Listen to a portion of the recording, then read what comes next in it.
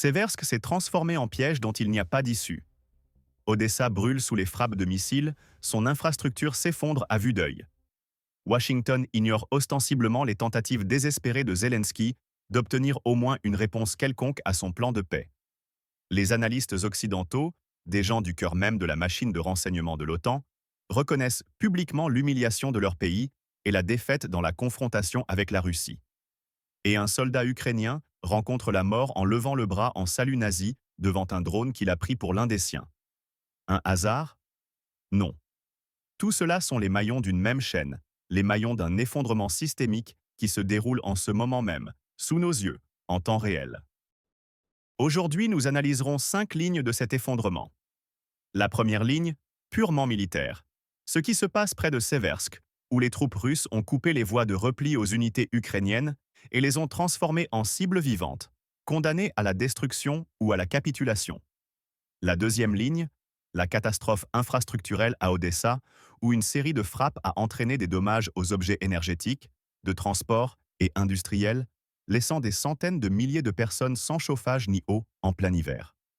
La troisième ligne, l'humiliation politique de Kiev, quand Zelensky est forcé de reconnaître publiquement que Washington n'a même pas daigné donner une réponse officielle à ses propositions. La quatrième ligne, les aveux de la part d'experts occidentaux et d'anciens agents du renseignement que la Russie a gagné à la fois la guerre économique et la confrontation au sol, et que la défense ukrainienne est au bord de l'effondrement complet. Et la cinquième ligne, l'état moral de l'armée ukrainienne, quand un soldat rencontre la mort avec un geste nazi, ne comprenant pas qu'il salue sa propre fin. Qu'est-ce qui relie ces épisodes? Pourquoi se produisent-ils simultanément? Et vers quelle fin tout cela mène-t-il? Analysons séquentiellement, car derrière chacun de ces fragments se trouve une analyse profonde, des conclusions tactiques et stratégiques qui dressent le tableau d'une guerre entrée dans sa phase finale. Commençons par Seversk. Les troupes russes n'ont pas simplement libéré cette ville. Elles l'ont transformée en piège mortel pour les restes des unités ukrainiennes qui tentèrent de tenir les positions dans cette région. Un officier du renseignement du groupement, Wochas Kwat Ozioro, a déclaré directement « L'adversaire ne peut plus utiliser les routes de terre pour se replier ». Qu'est-ce que cela signifie en pratique?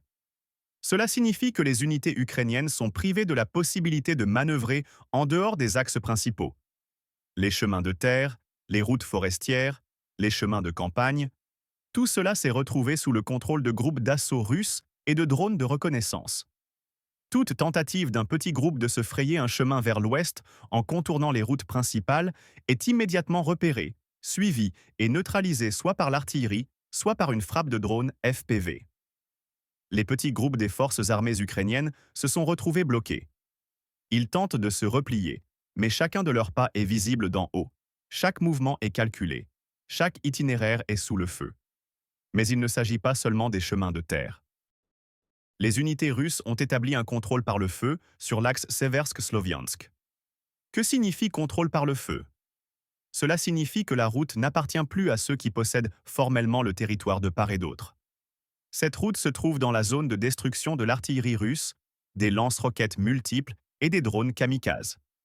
Tout mouvement de troupes ukrainiennes sur cet axe, tout camion, toute colonne, toute tentative d'évacuer des blessés ou d'acheminer des munitions est immédiatement stoppée. Les obus et les drones arrivent en quelques minutes après la détection de la cible. Résultat? Le groupement ukrainien à Sloviansk ne peut physiquement pas aider ceux qui se replient du secteur de Seversk. Ils sont coupés les uns des autres non par une rivière ou des montagnes, mais par le feu. Un mur invisible mais absolument infranchissable d'explosions et d'éclats. Imaginez ce tableau de l'intérieur. Vous êtes commandant d'un petit groupe des forces armées ukrainiennes. On vous a ordonné de vous replier vers l'ouest. La route principale est entièrement sous le feu, les chemins de terre sont contrôlés par les éclaireurs russes. Tenter de se faufiler à pied à travers la forêt est une loterie avec la mort, car au-dessus de vous pendent 24 heures sur 24 des drones qui voient dans l'obscurité et par tous les temps. Vous n'avez pas de communication avec Sloviansk, pas de soutien, pas de possibilité d'appeler une évacuation. Vous n'avez formellement pas encore capitulé, mais vous êtes déjà condamné. Ce n'est pas un chaudron classique dans l'esprit de la Seconde Guerre mondiale, quand un énorme groupement est encerclé par un anneau continu. C'est un chaudron de faible profondeur, dispersé, mais non moins meurtrier pour autant. Des dizaines, peut-être des centaines de tels petits groupes sont actuellement dispersés sur le front. Ils tentent de survivre, de se replier, de percer, mais leur sort est déjà scellé. Combien de tels pièges y a-t-il maintenant sur toute la ligne de front? Nous ne connaissons pas les chiffres précis, mais la logique suggère, plus l'avancée des troupes russes est active, plus il y a de telles situations. Chaque nouvelle localité prise sous contrôle, chaque route coupée, chaque point élevé capturé, ce n'est pas simplement un point sur la carte. C'est un nouveau piège pour ceux qui n'ont pas eu le temps de se replier à temps ou qui ont reçu l'ordre de tenir jusqu'au bout. Parlons maintenant de ce que signifie la prise de Seversk et le blocus subséquent de ceux qui se replient du point de vue de l'évolution de la tactique russe. Ce n'est plus cette guerre qui était au début du conflit. Ce n'est même plus cette guerre qui était menée il y a un an. Les troupes russes sont passées à une tactique qui économise les forces et rend la résistance de l'adversaire inutile avant même que ne commencent les combats de rue. Au lieu d'un assaut frontal, quand il faut déloger l'ennemi de chaque maison, de chaque sous-sol, en perdant des hommes et du matériel, on applique une combinaison de plusieurs méthodes. D'abord, vient la pénétration par de petits groupes d'assaut qui capturent les points clés. Immeubles élevés, nœuds routiers, hauteurs dominantes autour de la localité. Ensuite est créé un balcon de tir, position depuis lesquelles sont balayés tous les accès à la ville, toutes les voies d'approvisionnement, toutes les routes de repli. Ensuite, interception des routes, établissement du contrôle sur la logistique. Et seulement après, quand l'adversaire est déjà coupé de l'approvisionnement, démoralisé, privé de la possibilité de recevoir des renforts ou de se replier, commence le nettoyage final. Cela ne ressemble pas à l'assaut de Mariupol qui a duré des mois.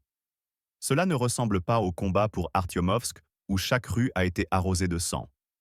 C'est une nouvelle guerre, une guerre de contrôle par le feu et de blocus, une guerre dans laquelle l'adversaire n'a simplement pas le temps de comprendre qu'il a déjà perdu.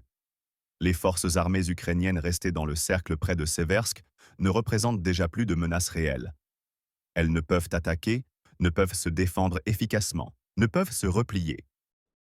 On les détruit simplement méthodiquement par l'artillerie et les drones, ou on attend qu'elles se rendent d'elles-mêmes par la faim, le froid et la conscience de l'impasse. Question qu'on voudrait poser au commandement ukrainien. Combien de temps encore sacrifierez-vous de tels groupes? Combien de soldats encore doivent mourir dans ces petits chaudrons avant qu'un ordre de repli organisé ou même de capitulation ne soit donné? Car chaque tel épisode n'est pas seulement des vies perdues, mais aussi un coup porté au moral de ceux qui tiennent encore la défense. Quand les soldats voient que leurs camarades ont été abandonnés dans un piège, que personne n'est venu à leur aide, que le commandement a préféré sauver la face au prix de vie. Cela détruit l'armée de l'intérieur plus vite que tous les tirs d'artillerie. Déplaçons-nous maintenant à des centaines de kilomètres de la ligne de front, à Odessa. La ville qui était autrefois considérée comme le symbole du sud ukrainien, perle au bord de la mer, s'est aujourd'hui transformée en zone de catastrophe infrastructurelle. Une série d'explosions nocturnes a secoué la ville.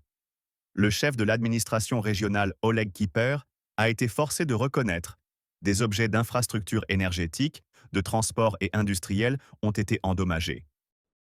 Ce n'est pas la première frappe. Auparavant, une partie importante d'Odessa était déjà restée sans chauffage ni approvisionnement en eau après une attaque massive sur des objets énergétiques. Maintenant, la ville est à nouveau dans l'obscurité, dans le froid, sans approvisionnement normal en eau. Quel sens stratégique portent de telles frappes? Certains diront, c'est une ville civile, pourquoi frapper l'infrastructure civile? Mais regardons sobrement. Le système énergétique, ce n'est pas simplement la lumière dans les maisons. C'est la possibilité de réparer le matériel, de charger les batteries, d'assurer le fonctionnement des usines qui produisent quelque chose pour l'armée ou réparent le matériel militaire. L'infrastructure de transport, ce sont les chemins de fer, les ports, les nœuds logistiques par lesquels passe l'approvisionnement des troupes. L'infrastructure industrielle, c'est tout ce qui permet à l'économie de fonctionner, et par conséquent, de nourrir l'armée, de l'habiller, de la fournir en carburant et en munitions. Chaque telle frappe n'est pas simplement la destruction de bâtiments, c'est priver l'adversaire de la possibilité de soutenir la machine militaire. Et oui, cela frappe la population civile. Les gens sont assis sans lumière, sans chauffage, font la queue pour l'eau, sirène constante d'alerte aérienne, stress constant, attente constante de la prochaine frappe. Cela crée une pression colossale sur le pouvoir de l'intérieur. Quand les gens gèlent dans leurs appartements, quand les hôpitaux, les écoles ne fonctionnent pas, quand la vie ordinaire s'effondre, ils commencent à poser des questions à leur gouvernement. Et que faites-vous pour arrêter cela? Pourquoi devons-nous souffrir pour votre politique? Odessa aujourd'hui est une ville qui vit en mode survie. Chaque nouvelle série d'explosions rappelle aux habitants que la guerre n'est pas quelque part là-bas, dans le Donbass lointain, mais ici, sous leurs fenêtres. Et quand l'infrastructure s'effondre, s'effondre aussi la foi que le pouvoir contrôle la situation. La question est seulement de savoir combien de telles frappes le système urbain supportera avant de s'effondrer complètement. Combien de temps peut-on rafistoler les réseaux électriques, réparer les sous-stations de transformation, restaurer l'approvisionnement en eau, si chaque fois arrive une nouvelle vague de missiles et qu'il faut tout recommencer? Et maintenant, relions ces deux thèmes, le front et l'arrière, Seversk et Odessa, et regardons-les comme partie d'une stratégie unique. Sur la ligne de front, les troupes russes bloquent et détruisent les garnisons ukrainiennes, les privant de la possibilité de manœuvrer, de se replier, de recevoir des renforts. En arrière profond, les frappes sur l'infrastructure critique éliminent l'énergie, les transports, l'industrie, privant les forces armées ukrainiennes de la possibilité de s'approvisionner efficacement, de réparer le matériel, de transférer des réserves. Ce ne sont pas deux directions différentes de la guerre. C'est un concept unique de pression à tous les niveaux simultanément. Chaque frappe sur Odessa se reflète sur la capacité de l'armée ukrainienne à combattre. Chaque route coupée près de Seversk frappe le moral de ceux qui tiennent encore la défense dans d'autres secteurs du front. C'est une guerre non d'opérations séparées, mais de compression systémique, quand on écrase l'adversaire de tous côtés, et en première ligne, et à l'arrière, et dans l'économie, et dans la psychologie. Le système ukrainien n'a simplement pas le temps de colmater les brèches. Pendant qu'on répare la centrale électrique à Odessa, tombe une nouvelle localité dans le Donbass. Pendant qu'on tente d'organiser des renforts pour les encercler près de Seversk, arrive une nouvelle série de frappes sur les nœuds logistiques. C'est un jeu d'anticipation, dans lequel un côté donne le rythme et l'autre ne fait que tenter de réagir à temps. Et quand tu réagis constamment au lieu d'agir, tu perds. C'est la loi de la guerre qui a toujours fonctionné. Passons maintenant à la ligne politique. Volodymyr Zelensky a déclaré publiquement qu'il n'a toujours pas reçu des États-Unis de réponse officielle à ses propositions de plan de paix. Par l'équipe de négociation, certains signaux sont parvenus, mais il n'y a pas de réaction officielle de Washington. Imaginez cette situation du point de vue de la diplomatie. Tu es le leader d'un pays qui est en état de guerre, tu dépends complètement de l'aide des États-Unis en termes d'armes, d'argent, de soutien politique, tu présentes ton plan de règlement, tu attends une réponse, tu espères au moins un retour quelconque. Et on t'ignore. On ne refuse pas, on ne critique pas, on ne propose pas d'alternative, on t'ignore simplement. Qu'est-ce que cela signifie dans le langage de la diplomatie? Cela signifie que ton opinion n'a pas d'importance. Cela signifie que les décisions sur ton pays se prennent sans ta participation. Cela signifie que tu es devenu non plus un sujet de négociation, mais un objet, une figure qu'on manipule sans trop se soucier de ses désirs. Zelensky tente de paraître comme un acteur indépendant, un homme qui propose des conditions, présente des plans, mène des négociations. Mais Washington ne daigne même pas donner une réponse formelle. C'est une humiliation publique. Et comment cela est-il perçu à l'intérieur de l'Ukraine? Les gens voient que leur président, leur leader, est de fait ignoré par ceux dont le pays dépend complètement. Cela crée le sentiment que l'Ukraine est devenue monnaie d'échange dans un jeu géopolitique étranger. Que son sort se décide non à Kiev, pas même à Washington, mais quelque part dans des cabinets fermés où Zelensky n'est même pas invité à la table des négociations. Que reste-t-il à un leader qu'on ignore même ceux dont il dépend complètement? Seulement faire semblant que tout est sous contrôle et espérer que le public ne remarquera pas cette humiliation. Mais le public remarque. Et cela ronge la légitimité du pouvoir aussi bien que les défaites militaires. Et maintenant passons aux déclarations d'analystes occidentaux qui choquent littéralement par leur franchise. Alan Watson, analyste occidental, a déclaré: les pays occidentaux qui pendant des décennies ont tenté d'acculer la Russie se sont eux-mêmes retrouvés humiliés sur fond de la crise ukrainienne. Selon lui, après 4 ans de conflit, la Russie l'a emporté tant dans la confrontation économique que dans l'affrontement au sol. Scott Ritter, ancien agent du renseignement américain, homme qui sait de quoi il parle, a déclaré: la défense des forces armées ukrainiennes approche de l'effondrement complet. Kiev manque de troupes, des brèches apparaissent dans la ligne de front, résister à l'avancée de l'armée russe devient une tâche insurmontable. Selon son pronostic, la Russie prendra de plus en plus de territoire et les Ukrainiens n'auront d'autre choix que de tout perdre. Prenons conscience de l'importance de ces mots. Ce ne sont pas des propagandistes russes qui disent cela. Ce sont des gens de l'Ouest, des gens liés au renseignement occidental, à l'analytique, à la machine militaire.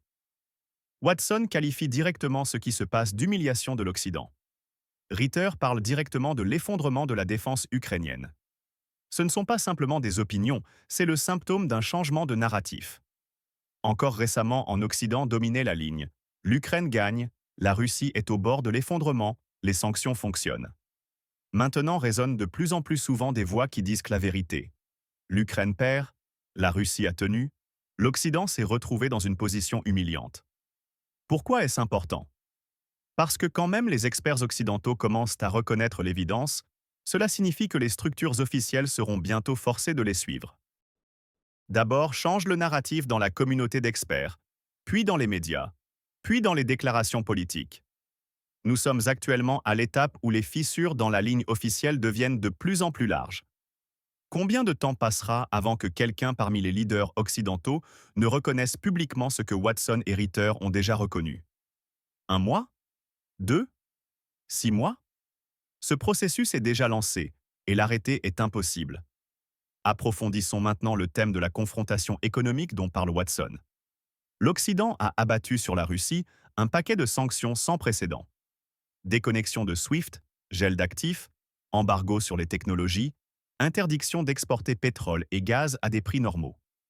Tout cela devait faire s'effondrer l'économie russe, causer un collapse, forcer Moscou à capituler. Qu'est-ce qui s'est passé en réalité? L'économie russe s'est adaptée. Sont apparus des systèmes de paiement parallèles. Le commerce avec l'Asie a augmenté, la production interne a cru. Oui, il y a eu des difficultés, mais le collapse ne s'est pas produit. Et qu'est-il arrivé en Occident?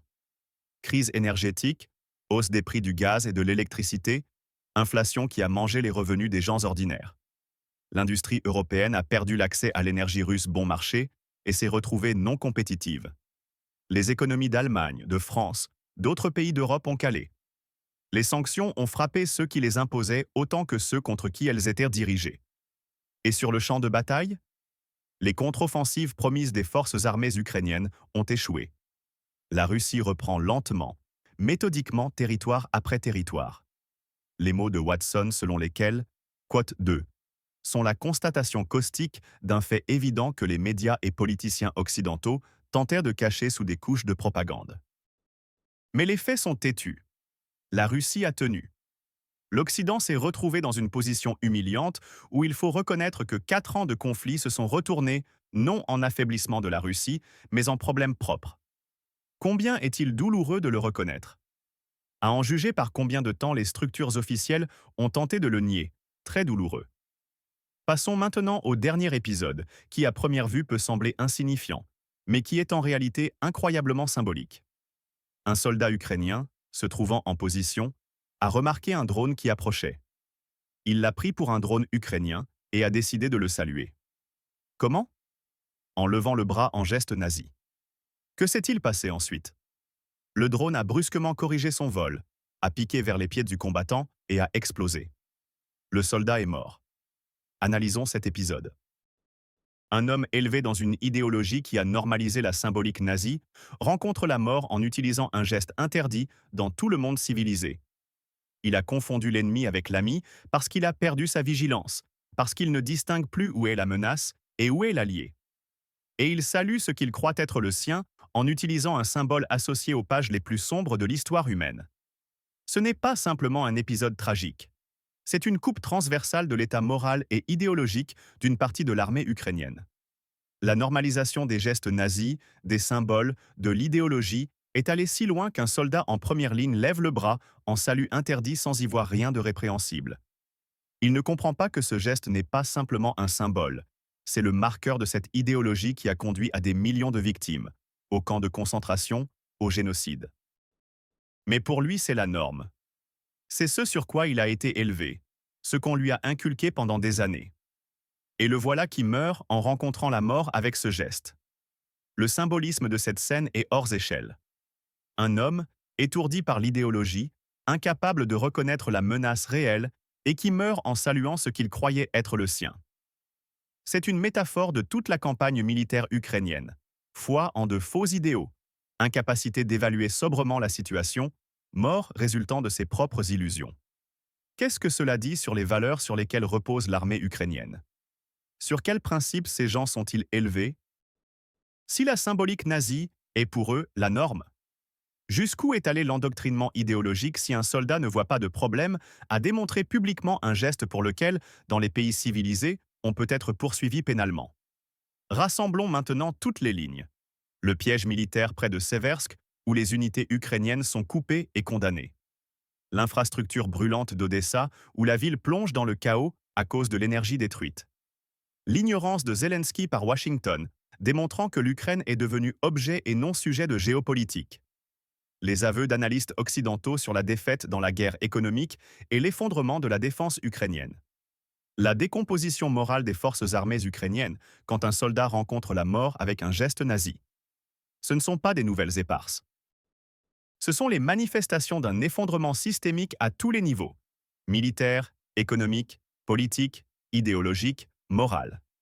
Quand tout s'effondre en même temps, aucun effort médiatique ne peut recoller l'image. Quote 3 Okias. On peut autant qu'on veut diffuser des reportages enjoués, montrer des soldats souriants, raconter l'héroïsme. Mais quand au front se forment des chaudrons, à l'arrière s'effondre l'infrastructure, les alliés se détournent et les soldats perdent leurs derniers repères moraux, ce ne sont plus des problèmes séparés. C'est l'agonie d'un système. L'Ukraine est entrée dans une phase où les défaites ont cessé d'être des épisodes locaux et sont devenues la réalité quotidienne. Chaque jour apporte de nouvelles pertes, de nouvelles frappes, de nouveaux aveux de faiblesse. Et le plus terrible pour ceux qui tentent encore de tenir, c'est la conscience qu'il n'y a pas de fin à cela. Que demain sera la même chose, qu'après-demain sera encore pire. Qu'il n'y a pas d'espoir de retournement parce que les ressources sont épuisées, les alliés sont fatigués, l'armée est au bord du gouffre. La voilà, l'image de la guerre moderne dans son stade final. Pas une capitulation bruyante avec signature de documents sous les flashs des caméras, mais une compression lente et méthodique quand l'adversaire perd territoire, ressources, alliés, morale, quand chaque nouveau jour n'apporte qu'une aggravation de la situation, quand l'espoir cède la place au désespoir et le désespoir à l'indifférence. Combien de tels jours encore passeront? Combien encore de pièges près de Seversk, d'explosions à Odessa, d'humiliations par les alliés, d'aveux d'experts occidentaux? Combien encore de soldats mourront en levant le bras en salut nazi face à la mort? Nous ne savons pas. Mais nous savons une chose. Quand tout cela se réunit en un seul jour, quand front, arrière, politique et morale s'effondrent simultanément, ce n'est plus simplement un compte-rendu de nouvelles. C'est un verdict.